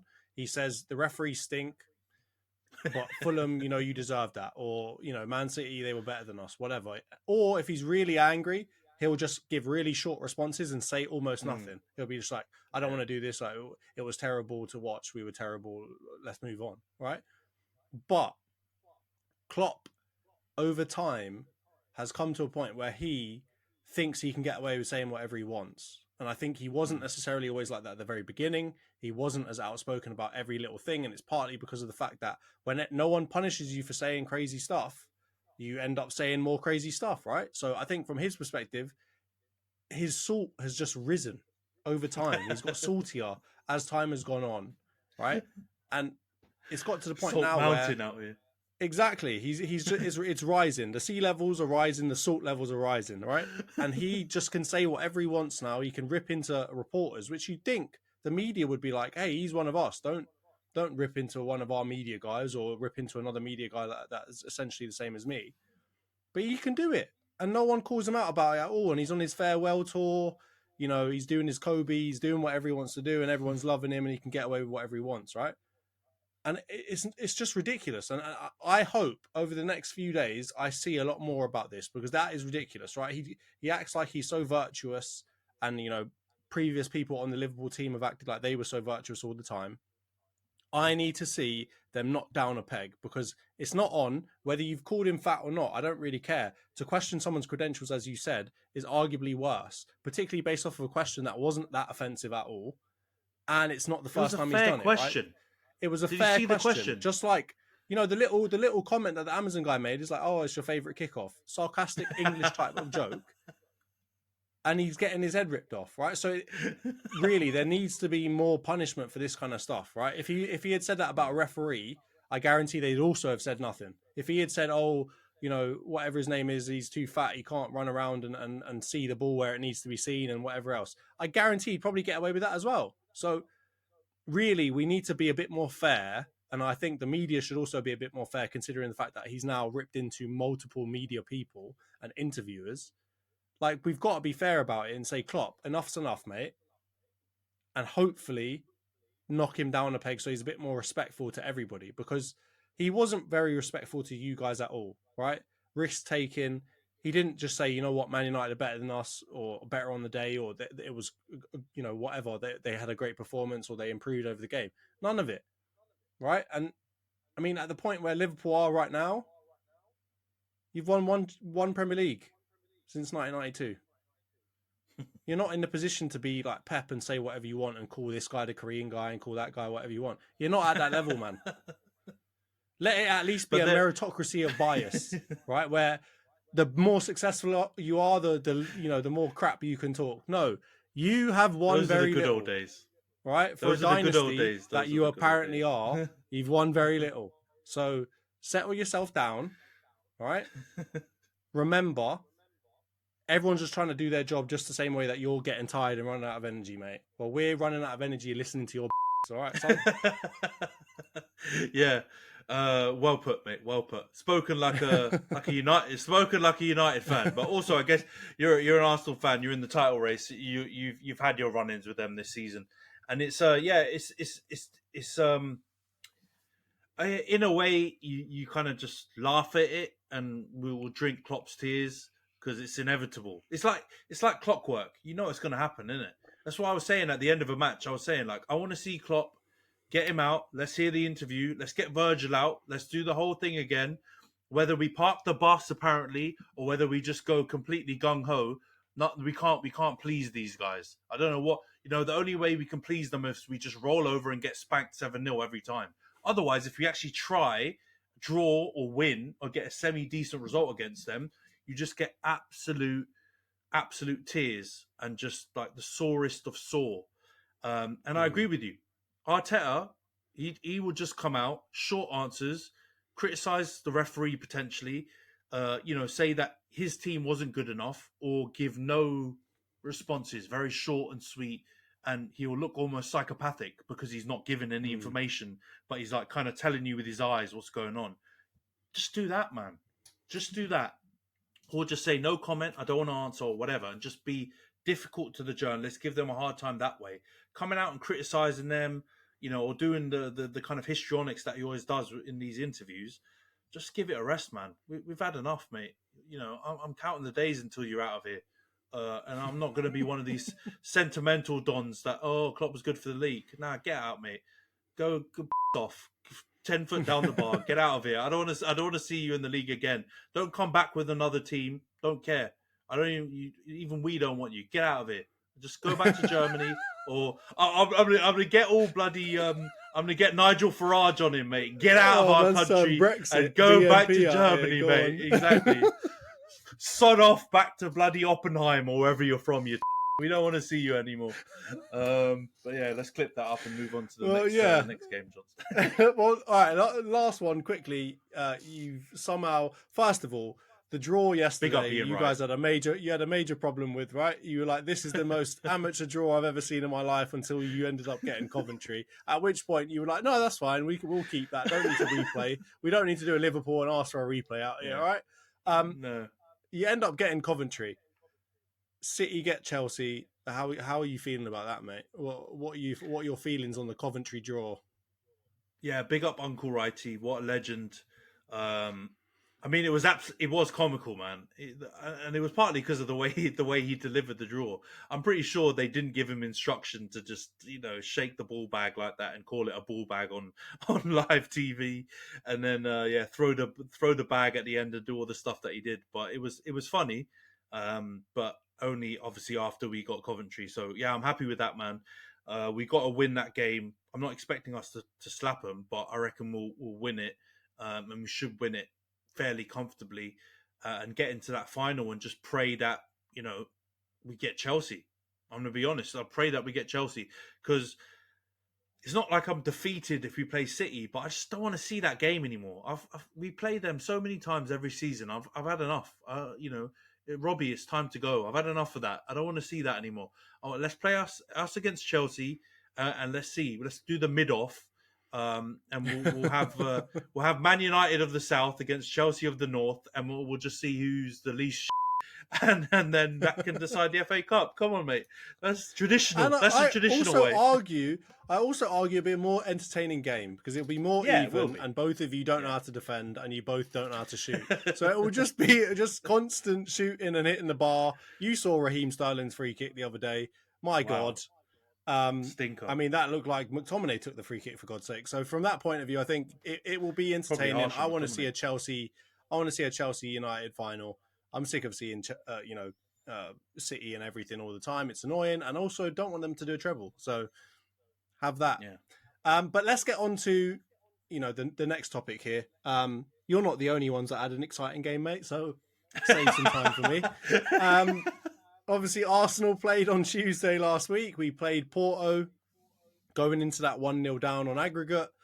Took them back to the Emirates. I told you it was going to be a hard game. So give me a clap, give me a round of applause right now, because I knew it was going to be a hard game. I predicted it would go to pens. I predicted that we'd win it. I didn't get the scoreline correct. Obviously, I thought it was going to be a 2-1 and go to extra time and pens, but It ended up being a really difficult game. Porto know how to do this, man. They just know how to play against teams that, no offense, are better than them, right? They know how to break them down. They know how to defend. They know how to act, irritate and annoy all of their kind of best players. They obviously have Pepe, who's one of the most, I guess, experienced defenders you can get at this point. The fact that he's like 42, and they made it a really difficult night for us, right? We'll touch on it very quickly, but obviously Odegaard again didn't have his greatest game the whole time, but just does what he does, man. As you called him, what was it? Strong shoulder guard or whatever you were calling him. He manages to find a space for Trossard, and it's a great finish from Trossard, to be honest with you. There's not that much Diogo Costa could do from that angle. And, I mean, it gets 1-0, and then it gets really... It's just a difficult game, man. There wasn't all that much that happened. It wasn't the most entertaining match to watch. It was just a lot of really tough battles. Obviously, you had Saka going up against Wendell, getting absolutely battered left, right, and centre, both legally and illegally at points. So I can't complain all the time that he was getting fouled, but he definitely did get a couple of shoves here, a couple of elbows there. He wasn't getting, all of the fouls that maybe he should have got. But, he didn't have a great game as a result. He almost got played out of the game. But, we had a couple of other people that were pretty good. Obviously, Ben White, again. I mean, I've got even more respect for him now that he's told Southgate to do one. But he had a great game as well. He's got a little bit of that Porto in him. You know what I mean? That dog, that kind of Pepe type of activity where he's really rattling other people. So it's exactly what you need when you're going up against a team that's essentially set out to do that to you. So he was really, really good. It obviously goes to extra time. Everyone looks knackered. It's exactly what you said, right? Can't remember the last time a goal was really scored in extra time up until recently. And yeah, it gets to penalties, and I start bricking it because I see the size of their goalkeeper and I see the size of ours. And obviously the fact that Raya is not known for being a shot-stopping goalkeeper. I'm almost wondering, do we bring on Ramsdale at that point? Obviously we didn't. And Raya's made me look like an absolute because he's gone and saved a couple of decent pens, man. They weren't absolute crap They were pens. good pens. They were pretty decent pens. And there's another one he could have saved. He got a little hand on, which would have been an unbelievable save. And then on our end, we just convert with a lot of really good pens. I mean, off the top of my head, the Saka pen, the little run up on the spot he does and then just immediately runs at the ball and smashes it into the bottom left-hand corner was really, really good to see, especially with kind of Saka's history with penalties. I'm glad to see that he's, building up more and more resistance to that kind of event. And I got to say that there's a certain amount of luck in it, man. Like a penalty shootout is not like a tactical thing. It's really very much a crapshoot. And we managed to win that bloody coin toss twice. Thank God we did, because we got to go first and we got to shoot against our end. So from that point of view, it must have been a tough one for Porto to have to go up there and do all of that. They did put in some stinky pen. I think the last pen maybe wasn't the best. And they did look very, very nervous. But I've got to say, man, we're through. We've broken the curse. We're through to the semi-finals. Oh, no, sorry, not semi-finals, sorry, quarterfinals. Get out of yourself. We got to play bloody Bayern. God, Harry Kane and Eric Dyer, please God, don't let them beat us. Eric Dyer winner incoming. Come on, please God, no. But yeah, no, I'm over the moon, as you can tell. The volume of my voice is raised about 20 decibels. Just talking about this, and Conceição, hold that. Right? You're saying that we talked about your parents and whatever else. You said that about 3 other managers before, you silly. There's no chance that that's true. You're just a salty little smoking cigars in the dressing room, doing your little dancing when you beat us 1-0 at home and the tie ain't even over. And now you come out and say that we're talking about your mum and your dad and whatever else. Off. No chance that has happened, right? If you want to be a house, just remember we can be houses too. Hold that. Get back to the Portuguese league. I hope you lose that as well, you stupid. Wow, there's going to be so many bleeps in that clip. There's going to be a lot of them, but he's got to hold that. He's got to hold that. Oh, man. You know what? You're not clipping that part up, I'll tell you that for free. No, I can't. I've got no way to. But I've got to be honest, that little tirade was more entertaining than the game. Like, I'm not going to say the game was poor, yeah, because I feel like it was intriguing because of the amount of there was so much nervous energy around it. It wasn't a bore, draw, stalemate kind of game. And it was definitely very, very tactical, which was good in a way. But also, it was one of those games where it was kind of like the Arsenal City game that you played earlier in the season, where you got two teams. They clearly got a very clear game plan, and at certain points, one team's getting better of the other, but there's not one game plan that's defeating the other outright. So really, that Odegaard, it took an Odegaard like kind of moment of brilliance with that little slip through ball to Trossard, and I think it was João Mario at right back kind of losing positional sense for a moment, which kind of got you the goal. And then Trossard was a great finish. Without that, I was struggling, bro, to see how you guys were going to score, because they completely nullified your wingers for the rest of that game. Like Saka didn't really do much in the whole of that game. I think he came out and spoke to TNT and kind of basically said that, like, he didn't have his best game. He scored a pen in the penalty shootout, and you guys managed to get over the line. But and Trossard, apart from that goal, I was saying it to you in our chat on WhatsApp, that he didn't have the greatest game either. Really, like I kind of reverse you did the judged Antony him. curse, and you said he was crap, and then he scored. Yeah, yeah, exactly. But after that, though, he was back to being crap, though. So, yeah, it wasn't the greatest game, but it typifies what the Champions League is, and this is the reason why we were talking about on the chat. You guys have got individual talent, so much individual talent, and you've got a game plan that works beautifully, like 7 or 8 times out of 10 in the Premier League. You'll encounter a few teams that play this way, but the majority of them are going to have a bit of a go at certain times, and therefore your game plan generally works quite well against that. But in Europe, you've got these wily teams that all have, like, they're used to playing against that style of play, I guess, right? A lot of kind of European teams play a bit more expansive and in the kind of pet mold now. So they're kind of used to it more than, I guess, maybe some teams in the Premier League, and therefore are going to play this S-House style with pride. They don't care. There is no, come on, start passing the ball around and trying to score a goal. They're fine with sitting in deeper blocks or just kicking lumps out of your attacking players. And if you get referees like the one, like Trossard's older brother, who was basically letting everything go, then, they just gamed the system better than you guys in that game. And that was the equalizer. That's what made it so tight. Because I'm not going to call them, Burnley like that ball Don on AFTV did, but Porto are not as good a team as you guys. There's quite a big difference in quality. But the way they equalized it was through the dark arts, through that nous, through that European know-how, that I feel like you guys are going to, against a better version of that team, it's going to be hard.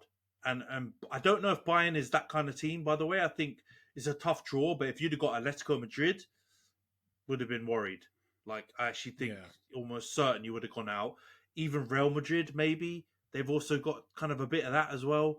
And yeah, those kind of teams, or if Inter had got through, maybe that kind of team. But yeah, I'm happy you guys went through. Quarterfinals is really tasty now. It's lopsided as hell, though. We'll talk about that in a minute. But yeah, the Conceição Arteta stuff was funny, man. It was so funny. You could tell he was just steaming at the end of the game, right? He was getting all riled up during the game as well, and I kind of rate it. It was a bit in a Jose kind of Havertz gave him way. a shove as well. Havertz gave him a push. Yeah, he was giving it to the referee. He got a yellow card, and then he lost on penalties after being so close to kind of, winning it in a big upset.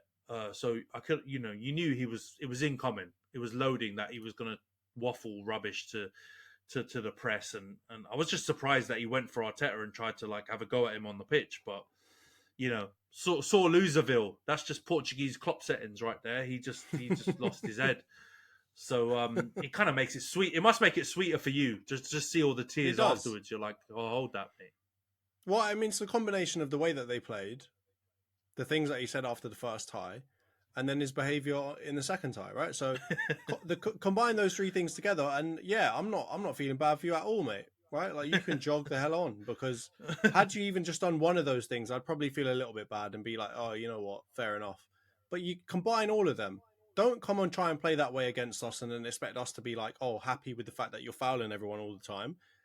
Second of all, don't start smoking cigars after you beat us 1-0 off of, like, I'll be honest with you, like, a late goal. Like, you didn't batter us in that game, right? It was a very even game, and you managed to get a late winner. But don't start smoking cigars and dancing in the dressing room. Yeah, it ain't over yet, mate. I know that they call it the library and that, but the Emirates has become somewhat of a fortress recently, right? Yeah. So let's not do all of that, and then don't come at Big King Kai out here, right? I'm going to call him that one time and one time only, and it's in this context, right? If he pushes you, shut up and sit down, because King Kai is the boss, all right? And then don't go after the real boss, the gaffer, because let's be honest, Arteta is relatively, as I said, he is respectful of other managers for the most part, unless you take the piss, right? I don't think he said anything about your parents or whatever else, and the fact that you've said it about multiple managers is weird. Right, there can't be that many yo mama jokes in the managerial circle, right? So let's not do all that, right? Just enjoy the fact that you got to the round of 16 and jog, right? Be happy, try and get back in next year, and we'll see you again. All right, son. I'm not doing all that. One thing I want to add: who is one of the managers that Arteta has had beef with before? Jose. No, who? It's Norbert Klopp.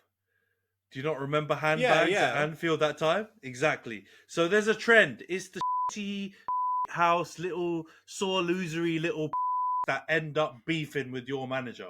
So it's not. I'm gonna back Lego head on this. Conte Sal can hold that. Klopp before, when you've had beefs and that as well, you guys beat them at the library before as well. He can hold that. There needs to be. I think people go overboard sometimes putting Arteta in the top echelons, but people also need to show him a bit of respect as well. He's doing good things with you guys. It took a while, but he's really doing good stuff with you. So yeah, everyone needs to calm out a little bit. And some of the cigar and the little jig, that was wild. I only saw that after the second leg, so I didn't actually see it before that game. So I was a bit confused why you guys were so riled up. But after the game, coupled with his, lies about, puta madres and all this kind of stuff that he was saying happened after the game. Yeah, he's a piece of work. I could see him at a big club because I feel like he's leaving at the end of the season as well. So maybe Klopp can get a job in Porto. He'll fit in very well. Or Conte South Liverpool might fit in as well. There you go. They'll do a little managerial swap, and we'll see. No one can win anything. Great, 2 underperforming teams. Great work.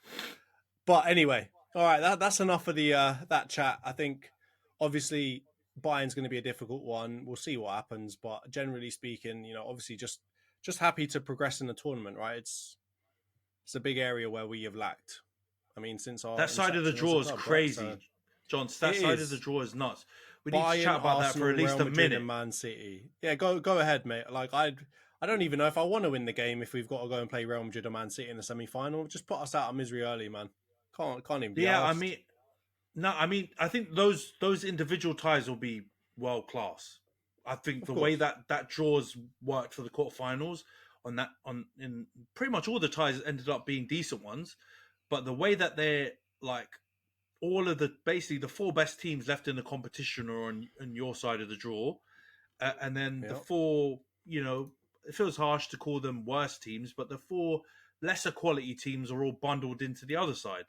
So the fact that, whoever comes out of your side of the draw to the final is going to win it, I think definitely in my eyes, there's no chance one of the 4 of you are not going to win it. But it just means, God, that's an Iron Man side of the draw. Because if you win Real Madrid or Man City, and that will mean, I think, if you win the quarterfinal, you would have to play Man City like 3 times in 2 months or something like that. It would be like crazy repetitive for you guys to reach the semi-finals against each other, and it will be a bit deja vu-ish of the last time there was an all-English semi-final. I think was Arsenal United, wasn't it, or one of the last times anyway, and that one didn't go amazingly for you guys. So yeah, it's rough, man. I know you're just happy to get through to quarterfinals because it was such a slog, but UEFA aren't making it easy for you guys to have a bit of a long run in this, because if you get through Bayern, it's going to be a slogfest. I don't see either one of you just like steamrolling the other. I think it's going to be it could be like kind of Man U Liverpool-esque. Like the games could be loads of goals back and forward, and because they don't really sit back. So I imagine, I know Tuchel's the manager, but I reckon they'll have a go. So you guys could be really, landing blows on each other. And to be honest, I could see the same thing happening if you get through and play Real Madrid. I see the same thing. They're going to go blow for blow with you. I mean, to be honest with you, I want Real Madrid. I mean, I'm sick of playing City all the time, just same way you've kind of got fatigue of playing City all the time in important ties. Give me Real Madrid, man. If we beat Bayern, give me Real Madrid. Let us do it the proper European way and beat all of the European giants to get to the final, man. Don't give me Man City and their 20 odd fans that they're going to bring to the match, right? Just give me a big old Real Madrid. Get me, Vinicius Junior. Heritage. Get me Bellingham. Get me heritage teams, right? And if we are going to go anywhere near in the tournament, I want to do it the right way. So, jog on, Pep. Please just lose to Real Madrid. Yeah. Come on, Don Carlo. Let's do this. And Tuchel, I know that you're going to lose the league, but let's just make it completely useless, right? Let's just be completely terrible this year and go out against us in the Champions League. Please, I'm begging you. Do me one last favour before you jog on. Lose against Arsenal and let me go and play Real Madrid, please. Thank you. Yeah, I mean, I saw a really funny tweet describing that City Real Madrid game as real versus fake, which I thought was fucking hilarious, by the way. But yeah, I hope Real Madrid get through that, obviously. And then, yeah, for the coefficient, you guys can get through to the semi-final, and then Real Madrid can knock you out then, and that would be a perfect Champions League for me. We need the coefficient up. I need to be able to get 5th place to get Champions League. I don't want you to enter the Champions League club. We've got enough English members for right now. Let's wait until Man City lose all of their titles and stuff, and then you guys can come in and take their place when they're done. I think every other Big Six English football fan that's not an Arsenal fan is going to be thinking the same thing, right? We're like the little brother. We'll let you get far enough, but you're not allowed to get into the Champions League winner club because that's the thing that we've got over you, and it ends arguments really quickly. So jog on, you lot. Come on, Arsenal. Let's do this. I'm gonna if we win it, I'm gonna do the Saliba. I'm gonna be grabbing up my shirt and rip it in half, get the Arsenal badge off of it. So anyway, let's move on now to the special segment. So obviously we've seen the most recent kind of call-ups for the England team. Gareth Southgate doing his madness as always. In this special segment, we're going to do our best impression of Gareth Southgate, but hopefully a little bit better, and pick who we think should go with England, with the England squad to the Euros this year. Obviously, you got 23 people I think you're allowed to bring through now with the squad. Obviously, goalkeepers, defenders, midfielders, forwards. We're not going to get into the specific team picking, but we are going to choose the 23-man squads with, I believe, no limitations on how many players of each position to bring. We're just going to let us flow through it. I think what we'll do is we'll go through each position, like high-level position, one, as a group together. So you go through all of your goalkeepers, I'll go through all of my goalkeepers. Then we'll get into defenders, midfielders, forwards, and so on, before at the end we read out the teams for everyone one last time. So I'll let you do the honours, obviously, after your big win yesterday. Why don't you start us off with the goalkeepers, mate? All right. So you're not going to be happy about this one, but I'm going to do it anyway. Are you leaving out Ramsdale? It's my team and not yours. Well, you'll have your chance in a minute. So I'm going to go Jordan Pickford, Aaron Ramsdale, and James Trafford as my 3. Oh, and the logic behind it is, if Ramsdale was playing consistently, he'd probably be my number 1. Yeah, I'm not saying he's like the perfect goalie, but I reckon he's better than Pickford if they both played at their best. But the truth is, he's not going to touch the field for the rest of the season, so he's going to be the backup, and Pickford's going to have to play in net. And then I think James Trafford goes as the goalkeeping Walcott. He's just got to go there, and if an injury happens, he might get the bench. But otherwise, it's just for experience and based on his style of play. Like, he might be a bit weak, and he's not, very commanding. But if you watch international football, it's not played the same way as the Premier League. So, you saw him at the under-21s Euros when England won. He was pretty good. And I was giving it big shouts as to how he was bought for 18 million from Man City for Burnley, because I feel like that was wild for an under-18s goalie. But I do think he's had flashes of decent form for Burnley. And some of the problems he's faced are ones that I don't think he's going to face at a tournament. And yeah, I don't think he'll even touch the field anyway. So I think he's a good third option. I think so. Yeah, Pickford, Ramsdale, Trafford. What about you? So, I mean, I've got the same first two as you. So I've got Pickford and Ramsdale. I agree with you that Pickford is going to have to be the first choice just because of the fact that he's the one that's actually touching the pitch a lot more than Ramsdale is. If, as you said, if Ramsdale was playing consistently week in, week out for Arsenal like he was last season with the same kind of level of performances, I'd definitely start him first. But my third pick, and this is where, I don't know, you might not like it, you might like it. I'm saying Jason Steele from Brighton. And the reason why I'm going to say that is because he's got experience playing out from the back. And I know that's not necessarily always what Gareth Southgate wants to do, but I think, we are going to try and be a possession-based team, I hope. We have got a lot of talent in our team, and I would hope that we would try to use it because they're obviously on-the-ball talent majorly. You've got people like Stones, etc., in the centre-back position who can play the ball really well. So I think Steele could be, in my actual opinion, my second choice out of those. So if Pickford's not available, I might go for Steele first, just because of the fact that he has that, on the ball, play out from the back kind of experience. I know Ramsdale obviously has done some of that for Arsenal, but just the fact that he's so rusty, and you've seen him when he's rusty and he's coming into a match, he stinks. Rusty. So yeah, so I might even have to say I'd start Steele first over him, which is really sad to say. I'm sorry, Aaron, mate. But the Aaron Ramsdale. The Aaron Ramsdale fan club that used to be this podcast when he was going through his original battle with Raya's, we've left the building, haven't we? Poor guy. I still love him. It's just man, he needs week in, week out games, and he needs, I don't know, concentration training. Yeah, definitely. I hear you. I'm not mad at that. I think Steele's a good shout. Stylistically, if you want to play with the ball at your goalie's feet, he's decent at that. He's not the best shot stopper, but we've talked about that with other goalies. But yeah, I think he's a nice third option. I guess the glaring omission is I think Southgate's been picking Sam Johnston for Crystal Palace as his third goalie, so we've both decided against him.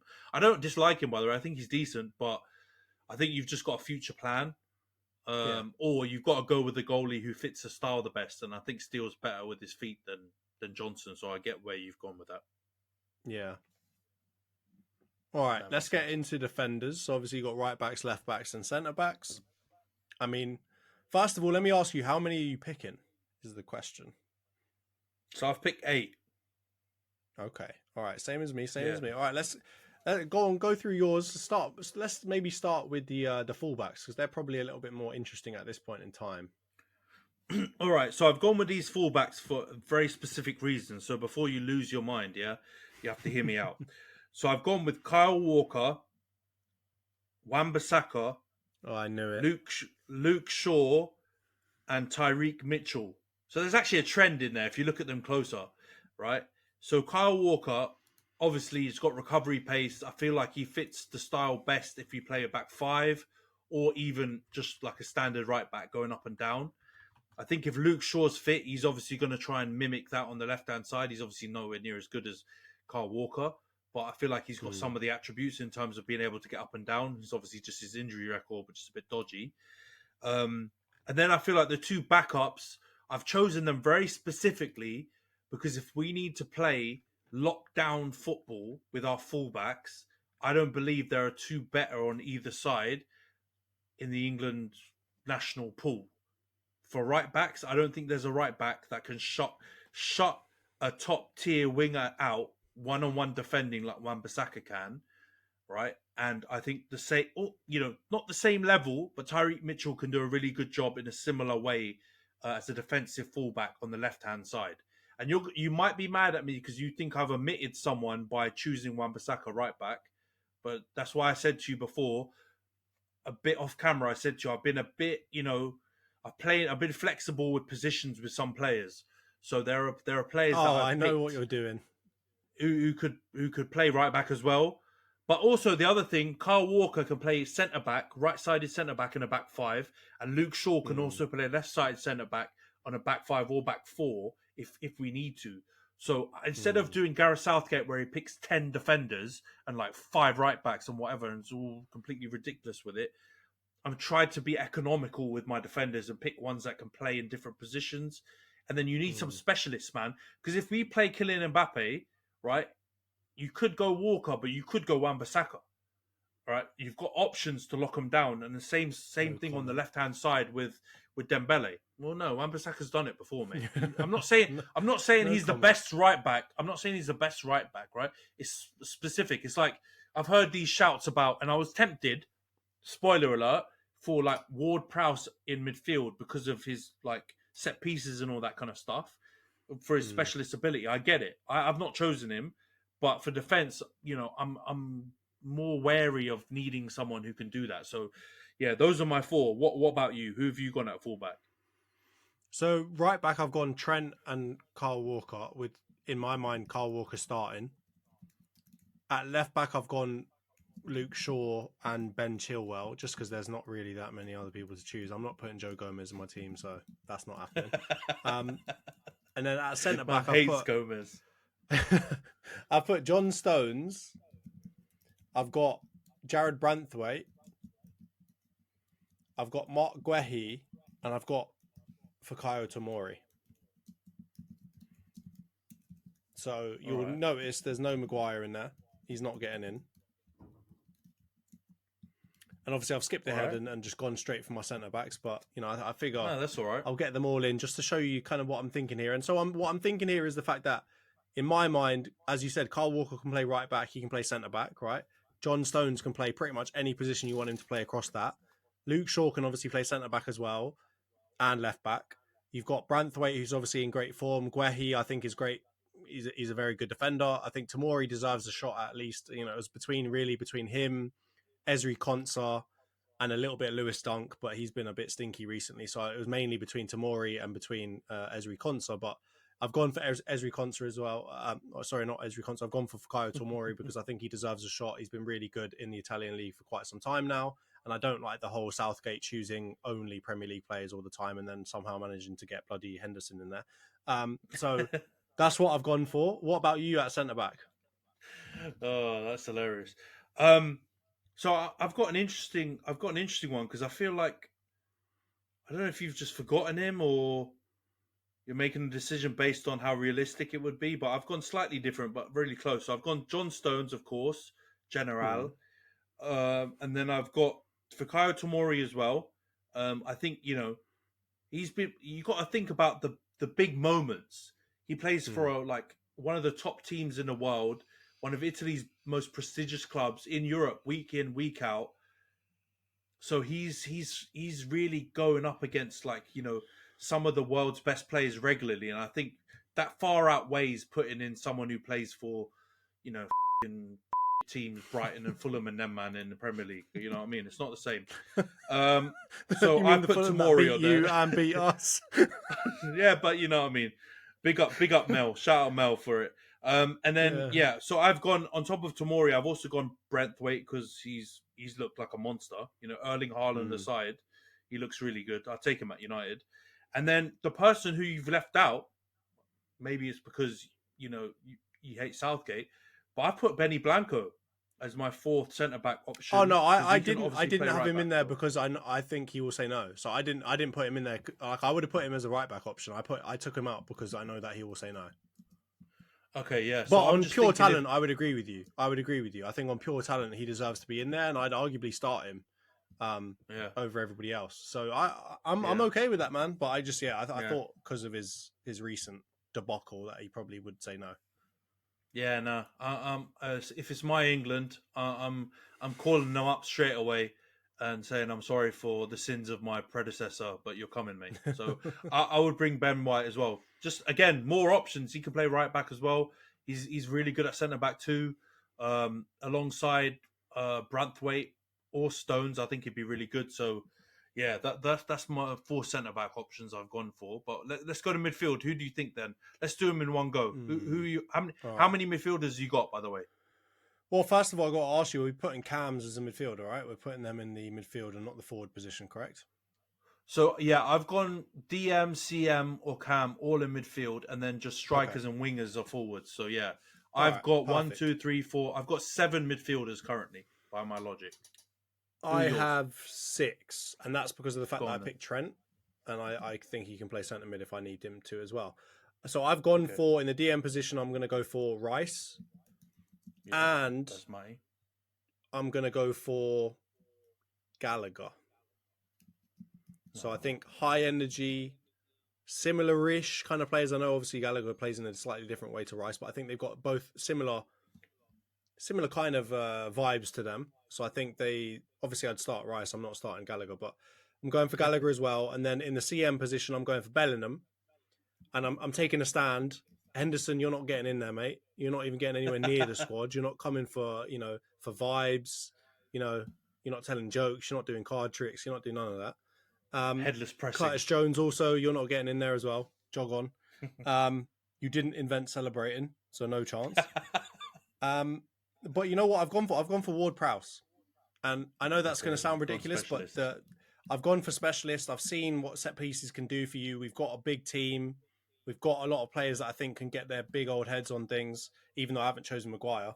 And I think he'd be useful for certain situations. I don't think I'd play him necessarily very frequently, but I think in latter stages of games, he brings something really different to the team. And I think this is something that, learning from Arsenal, you need different styles. You come up against different teams, you need different styles, right? And I think Ward-Prowse offers a different style to us as a team. He obviously he's not crap like outside of set pieces. He's still a decent player. He puts a shift in, but his set piece ability, I think, just offers us something that nobody else really in this team will be able to offer. So I've gone for him. And then in the cam position, you're going to hate me for this. Well, not you're going to hate me. A lot of people are going to hate me for this, but I've gone for Foden and I've gone for Cole Palmer. And that is all I'm going for in the midfielder position. I'm not picking anyone else, particularly no one that throws darts for a living. Wow, man, you've thrown some curveballs in there. I have, but I agree with 75, 80% of that. And it's not too dissimilar from my midfield. So I've gone Rice as well. Basmati's in there. I've gone for Bellingham as well. I've gone for Trent. This is where I put Trent, and that's why I was talking about the positional stuff. So again, you could play him as DM or as a right back if you really need to, if we get injuries or you need to change a style up. I've gone for our boy Kobe Mainu. I've gone for come on, man. By the summer, he's gonna be 30. He's gonna be in there for sure. I've gone Phil Foden as well, of course, unfortunately, and then I've gone Cole Palmer. United lad, absolutely killing it. And you know what though? I've got to say this about Cole Palmer, bro. Stop letting Raheem Sterling big bro you. Stop giving him free kicks, penalties. He's now. All right, I'm not disrespecting Raheem Sterling's career, his legacy. He's been a really good player, and I feel like some people underrate him for what he's done for City, for Liverpool and stuff. But right now, he's checked out. He's at Chelsea for the bag. He's gone to a club where the fans racially abused him. Right, he's got no morals left. He's just gone there for the money. So stop giving him fucking penalties and free kicks. You're in the zone. You're scoring so many goals. Everything you touch turns to gold, right? Or turns cold. But you don't give it to Raheem Sterling. Please, God, bro. Exactly. Don't give it to him. You have to puff out your chest, broaden your shoulders. You're cooking, man. Don't let anyone push you off the ball anymore. So I've gone Cole Palmer, and then the last one I've gone is James Maddison. I know you hate him because he's Spurs, but I feel like he's versatile as well because he can play wing, he can play cam, you can even drop him a bit deeper if you want. So I'm trying to really be versatile as hell with my players. As you can see, there's midfielders that can play defense, there's defenders that can play in multiple positions, and even some of my midfielders, Foden can play left wing, right wing, Palmer can play left wing, right wing, Cam, Maddison too. So I feel like that's a nice blend. But yeah, let's go on to forwards then, John. Who have you got? So, in the left wing position, I was nearly very close to not picking him, but I've gone for Rashford. I think just off of history alone, how good he can be when he sorts himself out. I've got to pick him, and I've gone for Anthony Gordon because I think he deserves it after all of this. Mm. I've noticeably left Grealish out. He hasn't played course. enough. He's been injured. I'm sorry, mate. Again, I'm not bringing people for vibes, so you ain't coming. And on the right wing, I've got Saka and Bowen. And I think with Bowen, obviously, he can play up front as well. So that kind of offers something a little bit more there. And then up front, I've gone Mr. Harry Kane, Jebediah, and I've gone Ollie Watkins, who I think deserves a call up. And that rounds out my 23-man squad. As you can see, one thing I will say very briefly is, right, like I've gone for less cams because of the fact that I want my midfield not to be quite as progressive. I want Rice and Bellingham to sit a little bit deeper. Obviously, Bellingham being the further up the field of the two, and then Foden or Palmer sat in front of them.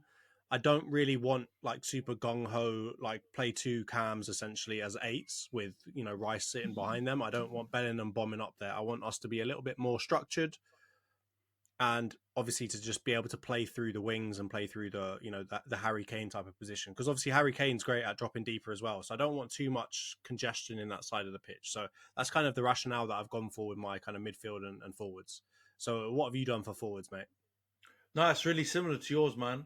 Obviously, I've gone for 5 forwards rather than 6 because I've got one more in midfield. The only person, basically, the only one I've left out of your lot is Gordon, and it's not because I've done a 180 on him.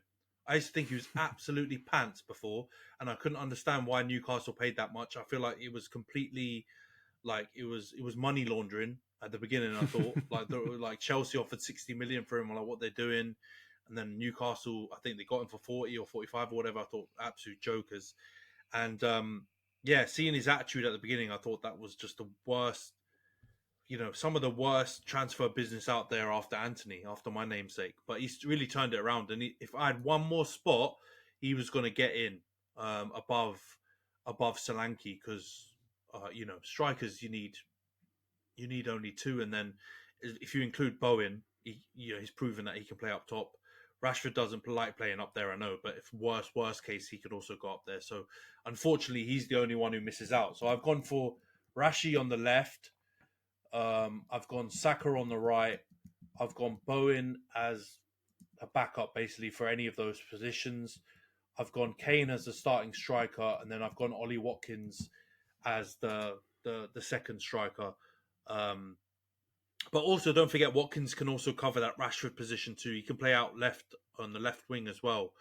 So yeah, I've really gone to try and pick as many players that are multifunctional as possible throughout all of the stages of the squad. Because yeah, just looking at some of those teams, France pose a big threat in obvious ways, right? They look really, really good. I think Netherlands have got a decent squad. Portugal's team is probably at its prime. If you take away the Ronaldo factor, they've got so many good young players. I think Spain will be better this year. So I think, you know, it's going to be rough. You're going to need to have players who can play different styles and play different positions and cover each other in different ways to be able to win it. But yeah, I think I've probably gone slightly more attacking than you though. Looking at my midfield block, Foden, Palmer, Maddison, Bellingham are all probably a bit more attacking than you've obviously got Gallagher and Ward-Prowse in there, which kind of evens it out. So I understand what you're saying. I'm definitely going for if we play 2 midfielders, you're probably looking at Rice and either Mainu or Alexander-Arnold, and Bellingham or one of the other guys more attacking. You could play Bellingham in there, to be honest. I think he's got the legs, but it just feels a bit wrong, you know what I mean? Because he scored so many goals for Madrid in that 10 attacking midfielder role. It almost feels like he's taken steps backwards to ask him to go as as part of a double pivot. But actually, my first choice would be Rice to sit in the 6 and then have Bellingham probably and Foden as the 2 bombing 8s going up and down, because I do think Bellingham at least has got the discipline to do it. Foden might be a bit, you know, you might have to grab him by the neck and Homer Simpson him and strangle him a bit if he goes too far forward. But I reckon they could do it. But it'd definitely be more attacking to do that. You know, I think we'd probably be a bit more exposed on the defensive transition. I mean, on that point, I've gone like for what I consider to be workhorse type of players. Like the two things I was thinking are, it's a long tournament, it's a lot of games in a quick succession. You need to have both fitness, but also, a decent injury record where you're not getting injured all the time. But on top of that, it's about the styles thing, because I think in these kind of knockout type competitions, it's very much tactical, right? About getting the tactics against the team that you're playing against, right? In club football, it's very much about imposing your style on everyone. You see the same teams over and over again. Whereas in these kinds of competitions, you are going to see a variety of different types of players, a variety of different types of styles, different ways of playing. And that's why I've kind of gone for a lot of the players I've gone for, just because of the fact that I think they will enable us to try and play a few different styles, right? With Bellingham, I could have Rice and Gallagher kind of sat behind him, workhorse, defending, getting about the pitch, and then Bellingham in front of them kind of putting things into the box and getting goals.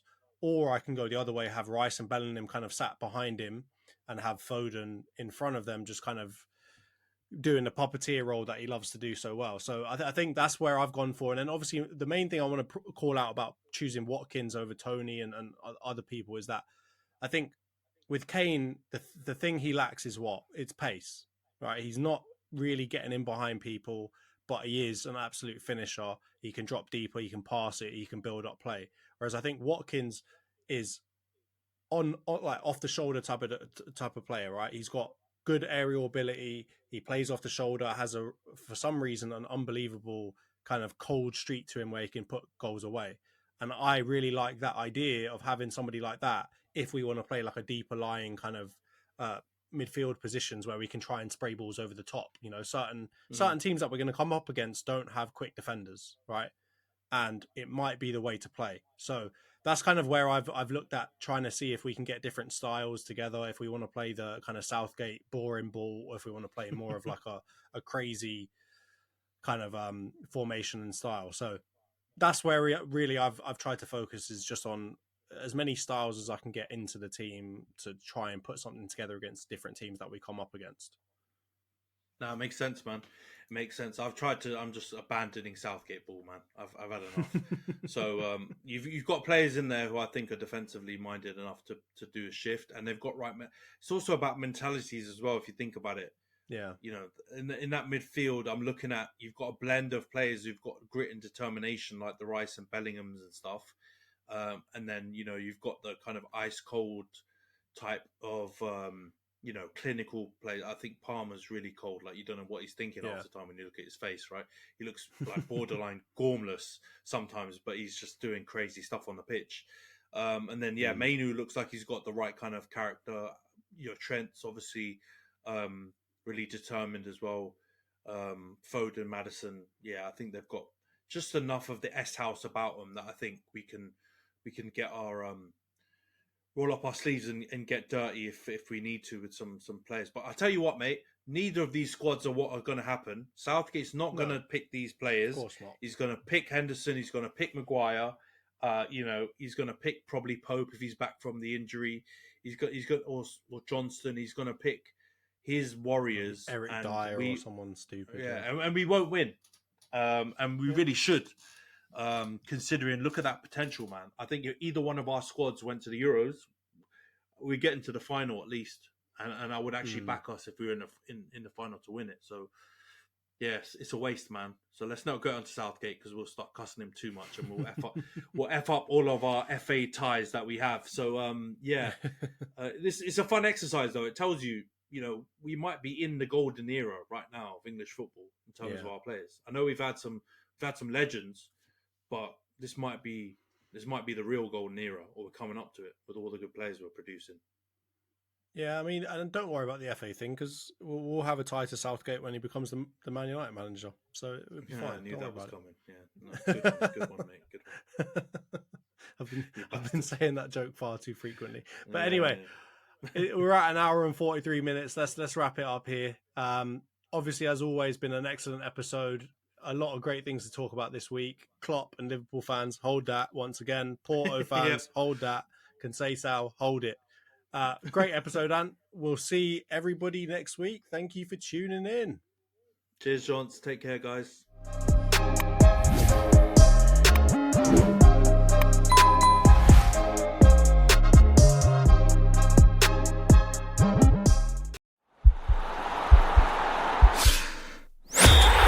podcast is part of the Sports Social Podcast Network.